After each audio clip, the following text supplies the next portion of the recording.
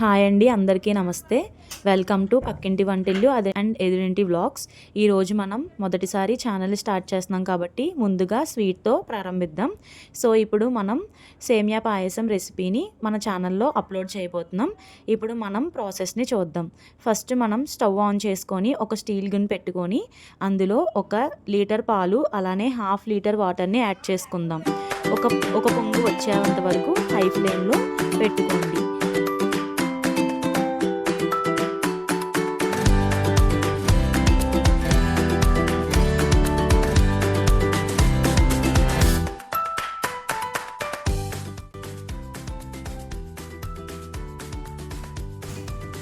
ఇప్పుడు ఒకసారి పాలు పొంగొచ్చేంత వరకు వెయిట్ చేసి మనం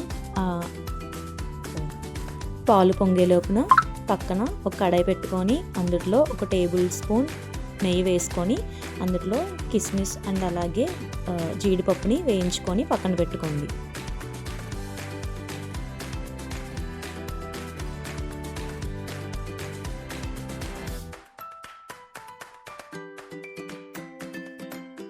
కిస్మిస్ అలాగే జీడిపప్పు వేగిపోయిన తర్వాత అవి పక్కకు తీసేసుకొని అదే కడాయిలో 1 కప్పు సేమియాల్ని యాడ్ చేసుకొని అవి బ్రౌనిష్ కలర్లు వచ్చేంత వరకు వాటిని వేపుకోండి.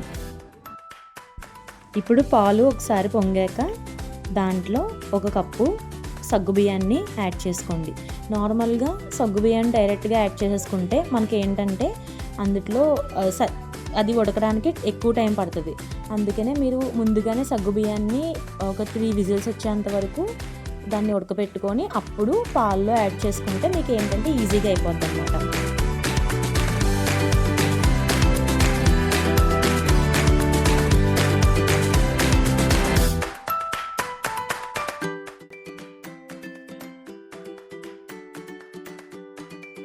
సగ్గుబియ్యం ఉడికిన తర్వాత అందులోనే ముందుగా వేపుకున్న సేమియాలు కూడా యాడ్ చేసుకొని అన్నీ ఉడికిన దాకా వెయిట్ ఉండండి.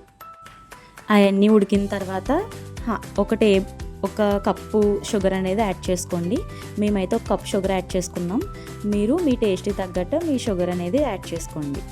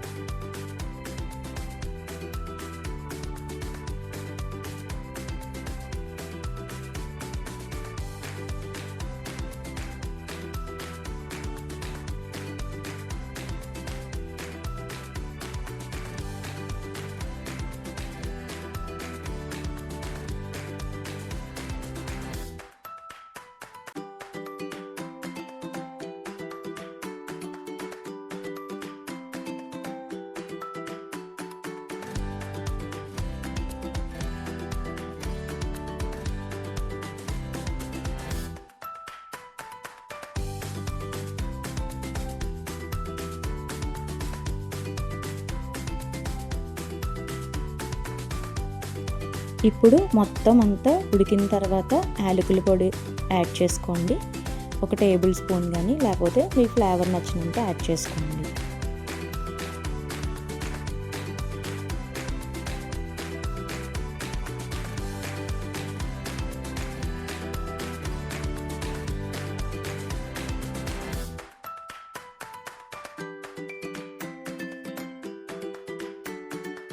ఇప్పుడు యాలకుల పొడి మొత్తం అంతా దానికి కలిసిన తర్వాత ఇప్పుడు లాస్ట్లో మనం ముందుగా వేపుకున్న జీడిపప్పు కిస్మిస్ని యాడ్ చేసుకొని